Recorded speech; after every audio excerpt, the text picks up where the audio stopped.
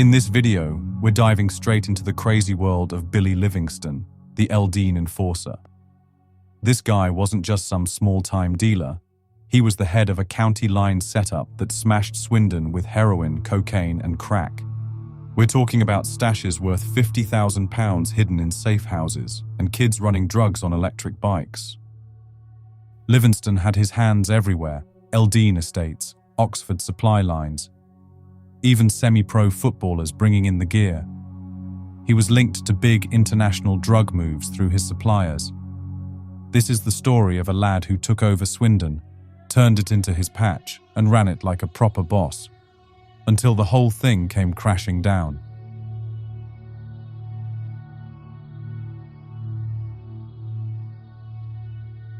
Back in June 2021, Billy Livingstone wasn't the Eldene Enforcer yet. He was just a 22-year-old roughneck from Cromer Court in Cote. This lad had no license, no fear, and a temper that could spark a riot. On June 23rd, he turned Swindon town centre into his personal racetrack, leading coppers on a mad chase that had him dodging cars, blasting the wrong way down one-way roads, and jumping pavements like he owned the place. It all kicked off with a road rage bust-up that showed exactly what he was made of: pure chaos, no brakes. By the end of it, he'd landed himself 3 years and 9 months in the nick. But this wasn't the end of Billy. It was just the warm-up. It's a warm day, traffic humming along Drake's Way near Greenbridge Retail Park. Billy's behind the wheel of a Mercedes A200, a hire car he'd nicked without a second thought, cruising with his cousin Connor Livingstone. They're both disqualified drivers, but that didn't stop them. He cuts up an Audi A1, swerving in front like he's king of the road. The Audi driver beeps her horn, but when they hit the next roundabout, Billy cuts her up again, so close she has to slam the brakes hard, emergency stop style. She nearly smashes into him. Then it gets messy. Billy and Connor didn't let it slide. They screeched the Mercedes to a halt right in the middle of the road, blocking traffic, and jumped out. They stormed over to the Audi, moving fast, aggressive as hell. Connor's barking at the passenger, while Billy's right there, fists clenched, ready for it. The driver and her mate are locked in, trapped by the slow-moving cars around them, with nowhere to go. They reckon the cousins have weapons, knives or worse, because the way they're acting screams trouble. Billy grabs a bottle and chucks it hard at the Audi's window, smashing against the glass, leaving them shook. It's 25 seconds of pure intimidation, shouting and threats, before they jump back into the Mercedes. But the traffic's a nightmare. They end up side by side with the Audi at the next lights. The driver's still rattled, staring at these two nutters who've just terrorized her. Billy's glaring back, Connor's muttering. That's when a copper spots them, clocked the Mercedes and knows it's dodgy. He tries to pull them over, lights flashing, but Billy's having none of it. He floors it, yanks the wheel, and half mounts the pavement to dodge the cop car, tearing off through Swindon. The chase is on, and Billy's driving like a lunatic, highly aggressive with no care for anyone. He's weaving through town when he nearly smashes into a car on Manchester Road, but he keeps going. Coppers are behind him, sweating it with their sirens blaring. There's parents and kids all over, walking near Drove Primary School. Billy's hitting speeds way over 30, barreling towards an officer who's laid out a stinger to shred his tires. The copper's bricking it, thinking he's about to get hit, but Billy swerves last second, tires popping as the stinger does its job. The Merc limps to Northampton Street. He can't keep it going, so he dumps it there, right by the school, and legs it with Connor. They bolt into the Merlin pub on Drove Road, thinking they've made it, ducking behind some seats to catch their breath. But the coppers aren't far behind. They storm the pub and nab them both. Billy's got $4 grand cash stuffed behind the seating.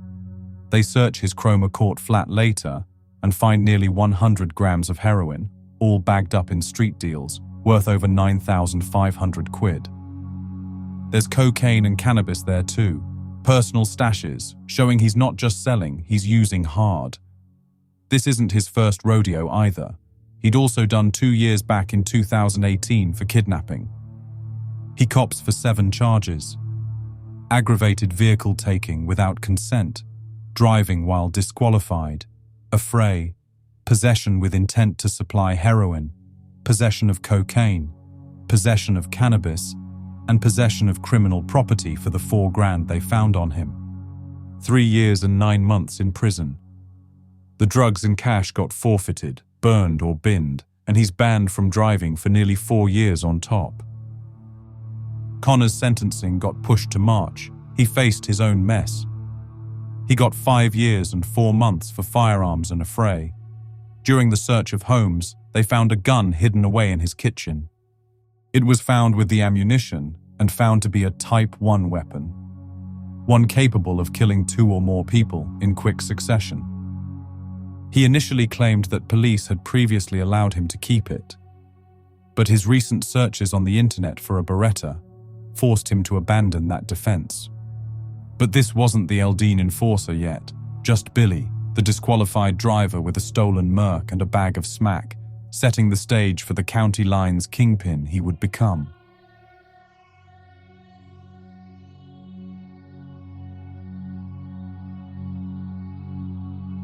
Billy Livingstone was never into flipping burgers or stacking shelves. He wanted fast cash, big power, and a name people would remember. Him and his mates started the Eldene Boys, a crew built from the ground up on the streets of Swindon. They got into selling cannabis first, but it didn't take long before they were shifting cocaine, crack, and heroin, serious Class A gear. No one's got a solid date for when they first started dealing, but by early 2024, they're in deep, running a full-on operation. This was county lines, organized and planned out. They were moving drugs all over Swindon and beyond. Livingstone's the main man, the one picking who's in and who's out, and setting up the whole thing. He's got ambition, and wants Eldene to be his patch, his kingdom, and he's not messing about getting it done. The Eldene Boys were his soldiers, and they were ready to take over. Back then, Swindon was a quiet town with working-class families, a few factories, and some of the estates had a bit of a reputation. Livingstone saw an opening. The cops weren't watching too hard, and the kids were easy to pull in, so he jumped on it. He wasn't loud about it, not flashing cash yet. He was just building slow and steady. His crew started small with mates from the estate, lads he knew wouldn't snitch. They started selling to locals first, but Livingstone had bigger plans. He was watching how the big gangs did it, learning the ropes and figuring out how to make his mark. By the time 2024 rolled around, he wasn't a kid anymore. He was a boss, and the Eldene Boys were a name people were starting to hear.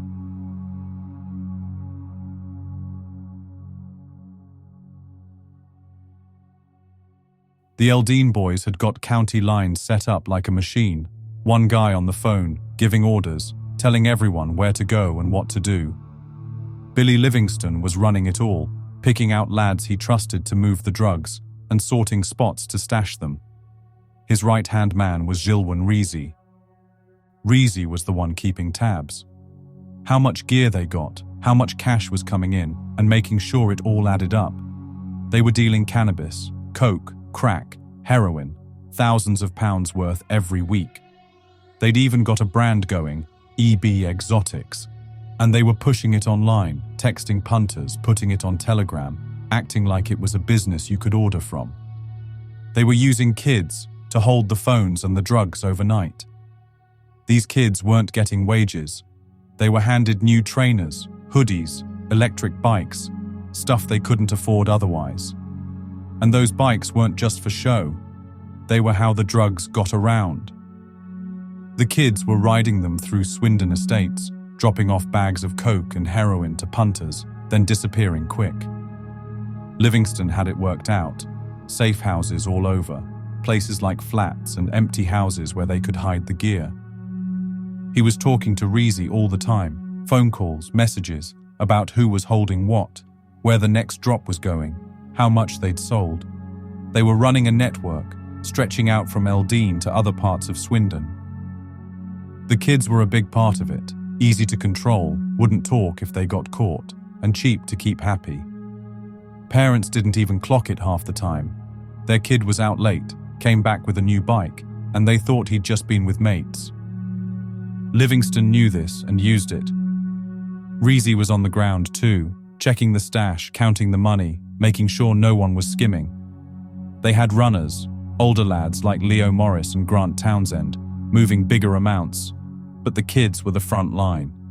It was a proper setup, drugs coming in, cash going out, and the Eldene boys were raking it in.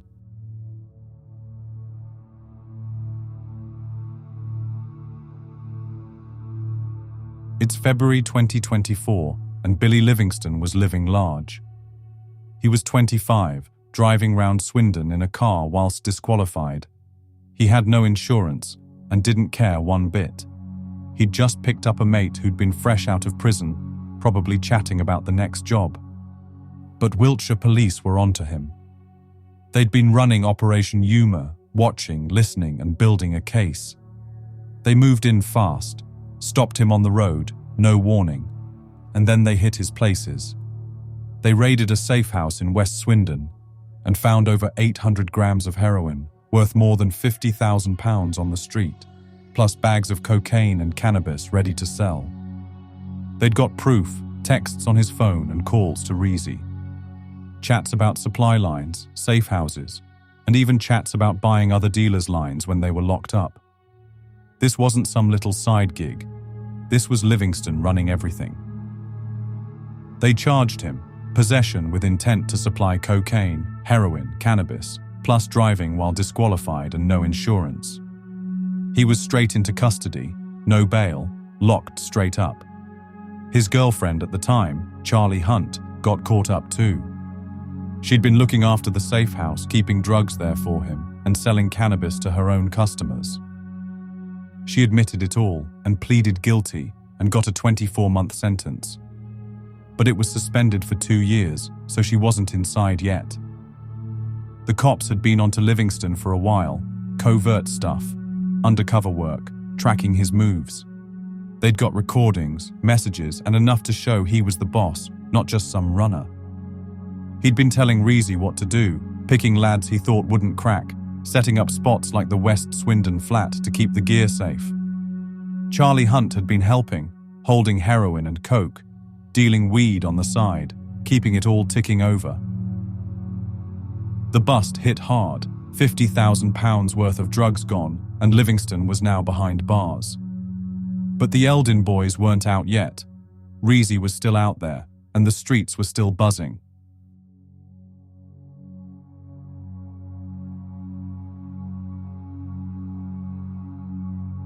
With Livingstone inside, Reezy took the reins. It's March 2024, and he's now running the Eldene boys on his own. He's got cocaine stashed in a car near his place at Horta Close, and the scales to weigh it, with £7,000 in cash bundled up next to it. But he's not slick enough. Operation Humour's got eyes on him, and they nab him fast. He had no chance to ditch the gear. Then they start digging, and find out he's been using Owen Hemming's house in Covingham to store more drugs. They raid Hemming's place, and he opens his safe. There's over 350 grams of cocaine, worth £30,000, just sitting there. He says it's for some geezer he won't name trying to dodge it, but the cops aren't buying that. Reezy gets charged with supplying cocaine and cannabis, pleads guilty, and they slam him with 9 years inside. Hemmings gets a 20-month sentence, but it's suspended for 2 years, so he walks free. The cops aren't stopping there, though. They're after the street runners, too. Leo Morris, 19, from Homington Avenue, and Grant Townsend, 27, from Norwood Close in Leiden, get picked up. Morris is shifting drugs and gets caught. He lands 30 months in a young offenders. Townsend's already been inside before, so he gets recalled to prison with an extra 9 months tagged on. Reezy thought he could keep it going without Livingstone, but he was sloppy. Leaving gear in cars and trusting lads like Hemmings. The cops have been watching the whole crew, tracking phones, following runners, and knowing where the drugs are stashed. Morris and Townsend were just the small fry, young lads moving gear on bikes or in cars, but they were part of the network.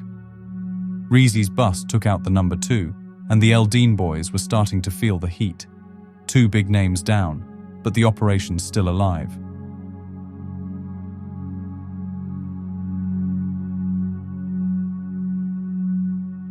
It's spring, in 2024, and the cops keep chasing the coke. It takes them out of Swindon to Oxford. They find a supplier called Dusseldorf on Telegram, and it turns out to be Shepherd Murrumbedzi, a 30-year-old from Hazel Crescent in Kidlington. This guy's a semi-pro footballer for Brackley Town FC. Not some random dealer, but a guy with a day job kicking a ball. He's been feeding the Eldene boys lines, bringing in cocaine from outside. He's got his teammate Trey Mitford, also 30, from the High Street in Kidlington, working with him, storing drugs and moving them to Swindon. The cops clock Mitford driving down and meeting Callum Harvey Mackenzie from Bowleymead. They're doing handovers in Winbrook Meadow. Mitford passes cocaine, Mackenzie takes it to a nearby spot and starts selling it out. Murrumbedzi's the real deal. When they get his phone later, it shows he's been in deep, dealing with suppliers bringing in drugs from Europe and South America. He's had over 25 kilos of cocaine in his hands just in 2024. Big amounts, not street-level stuff.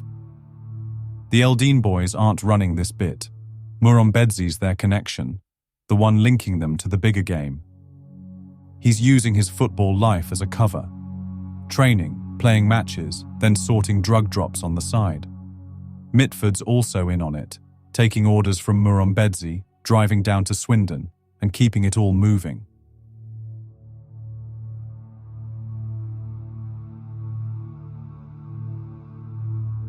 In May 2024, it all goes off. Mitford's back in Swindon meeting Harvey Mackenzie for another handover. Mitford drives up, Harvey Mackenzie jumps in the car, jumps out quick, and the cops pile in. They grab Mackenzie right there with a kilo of cocaine on him, £80,000 worth if it hits the streets. Mitford's heading back to Oxford. They stop him on the road and find £22,000 cash in a bag on his front seat. Operation Yuma had been planning this. They had the timing down and knew exactly when to hit. Then they go for Murrumbedzi's place in Kidlington. He tries to throw his graft phone out of the window, but he's panicking. Instead, he throws his personal phone by mistake. The cops find the dealing phone still there, plus £50,000 in cash stashed under his bed. They also find £200,000 worth of high-value clothes, footwear, and Rolex watches. Next, they hit Mitford's place. They find 1.5 kilos of cocaine in a box under his bed, all bagged up, ready to sell, from big amounts to small street deals.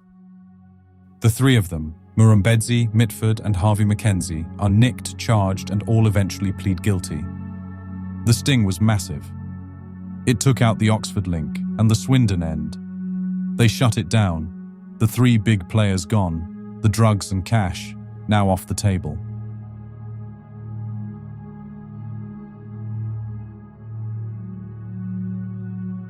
Summer into late 2024, and Swindon Crown Court is sorting it all out. Billy Livingstone, the Eldene Enforcer, gets hit with 8 years 4 months, possession with intent to supply cocaine, heroin, cannabis, plus driving while disqualified, and no insurance.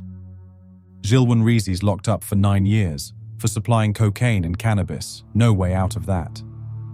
Shepherd Murrumbedzi gets 10 years and 6 months. A massive stretch for supplying cocaine after being tied to his big international links. Trey Mitford gets put away for 6 years and 9 months, whilst Callum Harvey Mackenzie gets 5 years and 11 months, both for supplying cocaine. Grant Townsend's already been inside. He's recalled to prison and gets an extra 9 months added on. Leo Morris, the young runner, gets 30 months in a young offenders, whilst Owen Hemmings and Charlie Hunt get off lighter with 20 months and 24 months suspended. They got over 40 years between them. Operation Yuma had smashed the Eldene boys through covert work and cops on the ground. Wiltshire police reckon the gang's finished. The top lads like Livingstone and Reezy were locked up and the supply line was cut. But it's not clean. Swindon still had eyes on the streets, waiting to see who steps up next. The courts had thrown the book at them. Livingstone's charges had stacked up from the February bust. That was the end of the road for the Eldene boys, at least for now.